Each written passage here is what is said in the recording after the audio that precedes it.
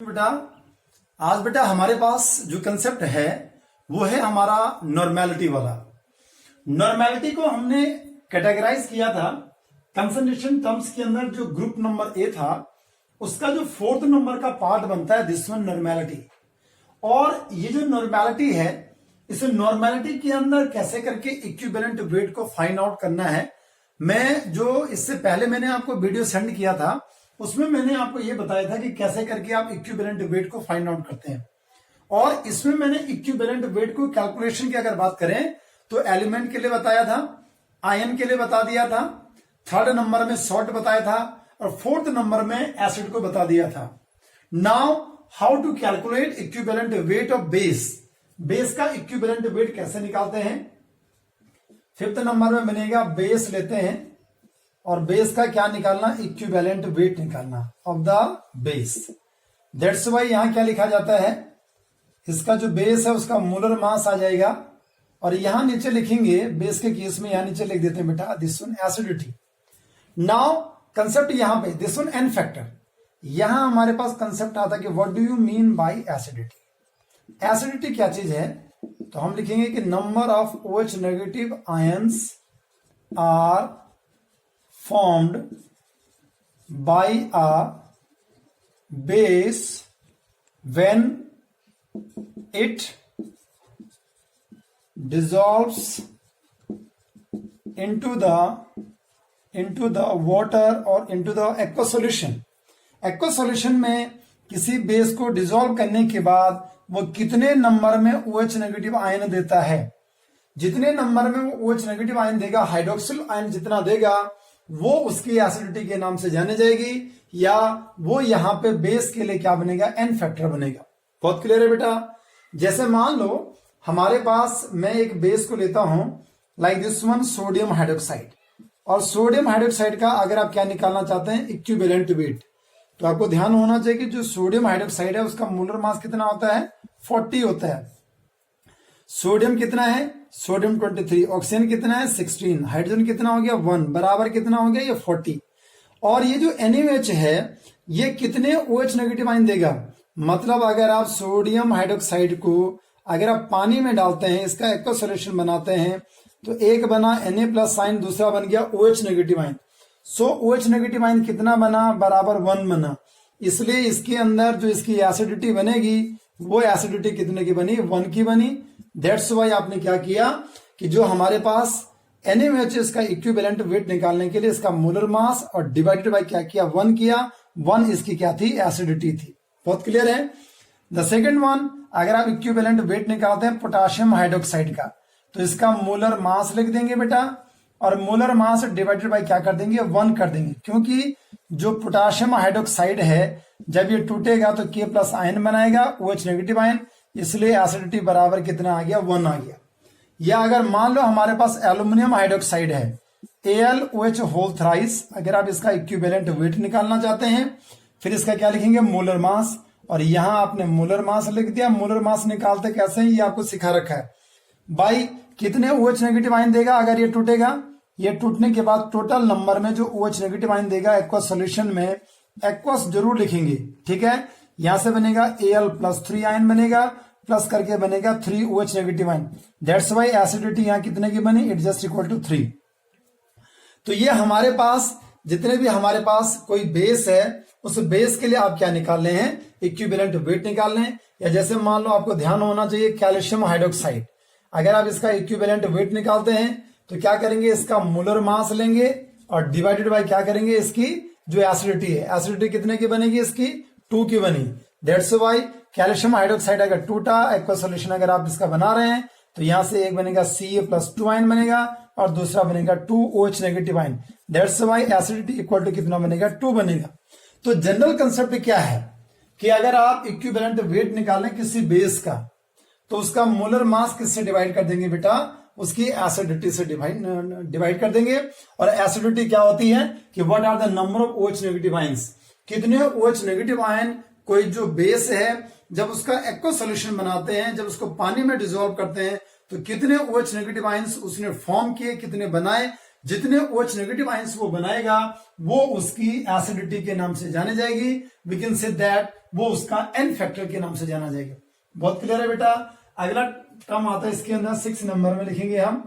अगर आपको equivalent weight निकालना है, किसका निकालना है? एसिडिक सॉल्ट का निकालना है।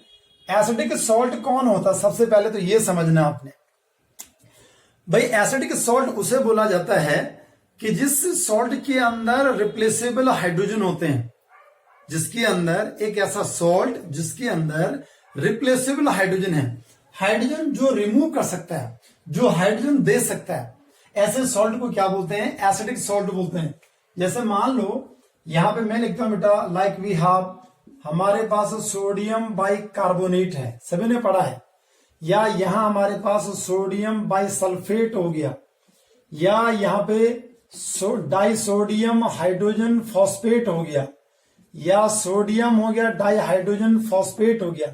जितने सारे मैंने ये ड्रॉ किए हैं, they all are the type of acidic salt. It consist, अगर मैं यहां पे बोलूं कि रिप्लेसेबल हाइड्रोजन कितने हैं, what are the number of replaceable hydrogen, इसमें कितना 1 है, इसमें कितना है, इसमें भी 1 है, इसमें भी कितना है बेटा? बराबर 1 है, इसमें कितना है? बराबर 2 है। और द कंसेप्ट, इसलिए अगर आप यहां पे इक्विवेलेंट वेट निकालते हैं, किसका निकालते हैं? एसिडिक सॉल्ट का। अगर आप इक्विवेलेंट वेट निकालते हैं तो यहां क्या बनेगा? जो सॉल्ट है उसका क्या बनेगा? फॉर्मूला मास बनेगा, डिवाइड बाय क्या करेंगे? Number of replaceable hydrogen. कितने ऐसे हाइड्रोजन एटम्स हैं जिनको आप रिप्लेस कर सकते हैं। अगर आप यहां से इक्विवेलेंट वेट निकालना चाहते हैं सोडियम और बाइकार्बोनेट का, तो सोडियम बाइकार्बोनेट का इक्विवेलेंट वेट अगर आप निकालना तो इसका मोलर मास या फॉर्मूला मास लिखेंगे, मतलब सोडियम बाइकार्बोनेट, सोडियम कितना हो गया? 23, हाइड्रोजन कितना हो गया? 1 हो गया, कार्बन कितना हो गया? 12 हो गया, ऑक्सीजन कितना हो गया? 3, मतलब 48। दैट्स वाई कितना बनेगा? 8 और 2 10 और 11, 12 13 14, 14 का 4 हो गया, और 4 और 1 5, 2 7 और 1 8। इट मीन्स ये कितना बन गया? 84। क्या क्या बेटा आपने? 84 डिवाइडेड बाय क्या करेंगे? 1 करेंगे, बराबर कितना हो गया? 84। 1 क्यों लिया हमने यहाँ पे? क्योंकि इसमें रिप्लेसेबल हाइड्रोजन केवल एक था। दैट्स वाई अगर आप बाकी के लिए भी क्या करते हैं? इक्विवेलेंट वेट निकालते हैं, तो इक्विवेलेंट वेट अगर आप किसके लिए निकालें? सोडियम बाइसल्फेट के लिए निकाल रहे हैं, तो क्या करेंगे? इसका जो फॉर्मूला मास है उस फॉर्मूले मास को किससे डिवाइड करेंगे? 1 से।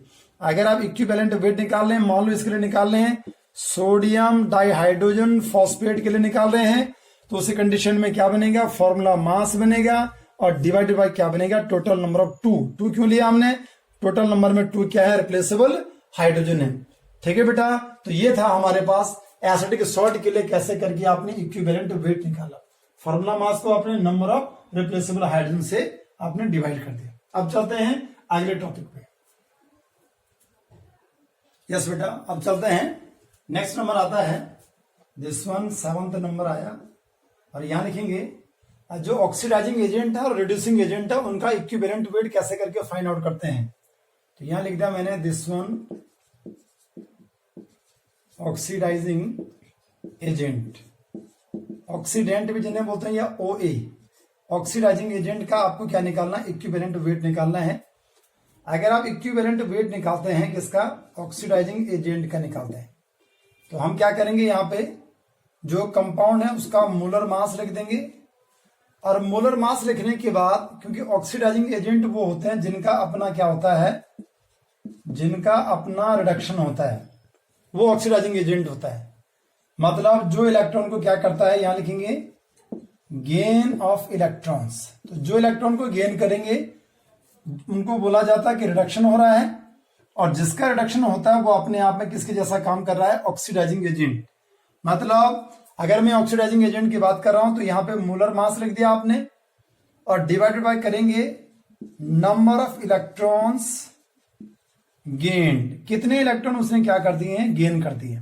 ठीक है बेटा, वहां से आप क्या फाइंड आउट करेंगे? This one N factor. ये यहां पे क्या बनेगा? N फैक्टर के जैसा काम करेगा।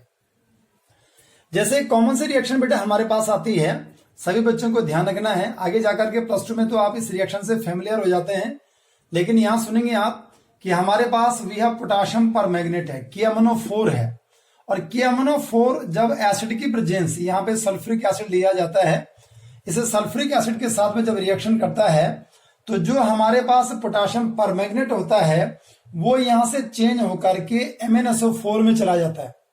मतलब अगर मैं इसकी आयनिक रिएक्शन लिखूं तो ये MnO4 नेगेटिव आयन जो है ये चेंज होकर के in the presence of H+ ion ये किस में चला जाता है, Mn+2 आयन में जाता है।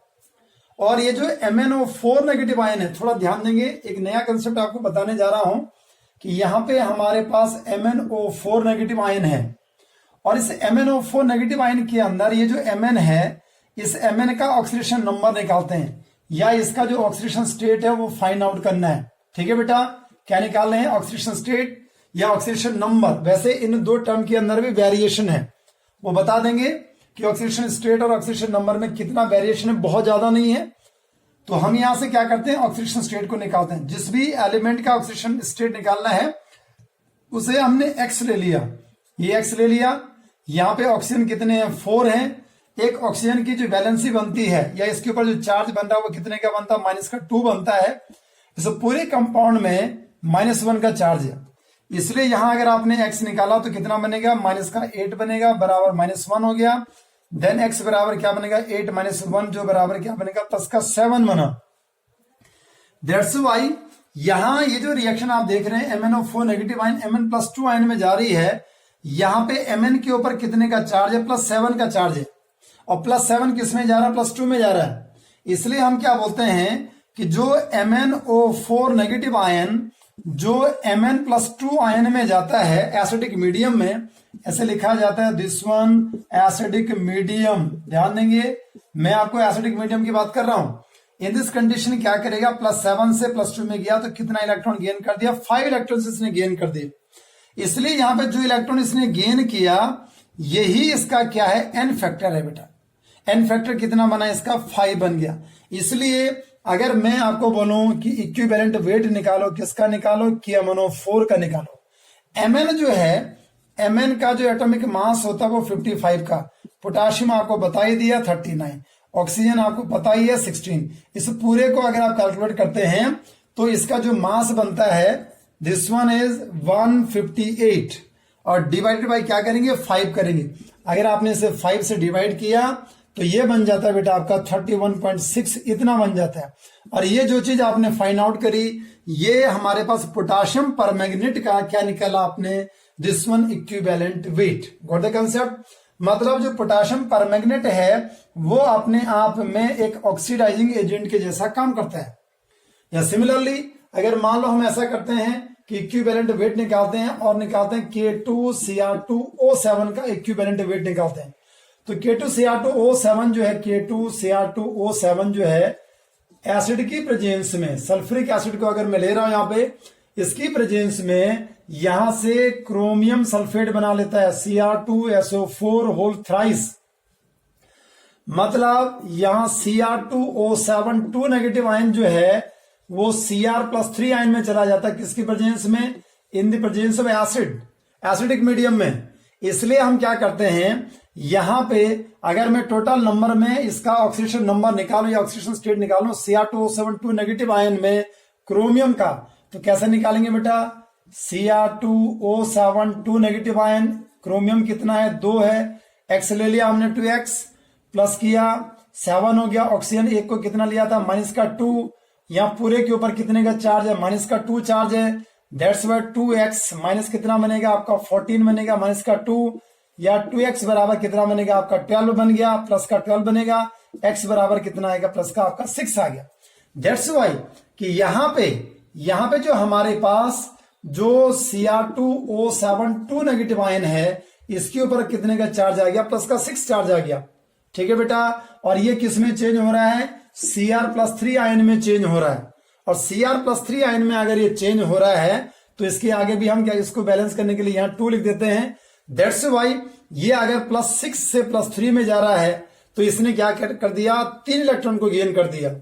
लेकिन क्रोमियम 2 है, इसलिए टोटल नंबर में कितना इलेक्ट्रॉन गेन करता है, ये 6 इलेक्ट्रॉन को गेन करता। सभी बच्चों को ध्यान रखना चाहिए कि जो Cr2O7 2 नेगेटिव आयन है, क्रोमियम के ऊपर +6 का चार्ज आया, +6 से किस में गया, +3 में गया। मतलब +6 से +3 में जाएगा तो कितना इलेक्ट्रॉन गेन करेगा? 3।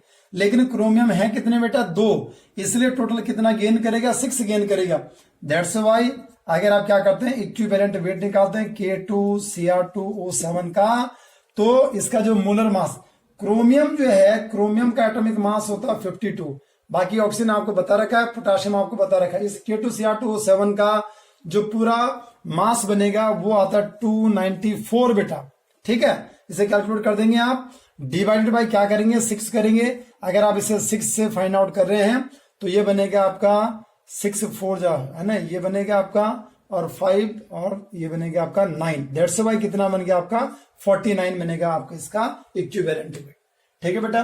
तो कैसे करके हमने यहां पे जो ऑक्सीडाइजिंग एजेंट है, इन ऑक्सीडाइजिंग एजेंट का इक्विवेलेंट वेट निकाला। अगर आपके पास रिड्यूसिंग एजेंट है तो रिड्यूसिंग एजेंट का इक्विवेलेंट वेट कैसे निकालने? देखो आप थोड़ा सा चेंज करना है। यहां हमने क्या किया, लिख देते हैं ऑक्सीडाइजिंग के बजाय क्या लिख दूंगा, नेक्स्ट लिख देते हैं। चलो, दिस वन रिड्यूसिंग एजेंट। इस रिड्यूसिंग एजेंट में क्या हो रहा है?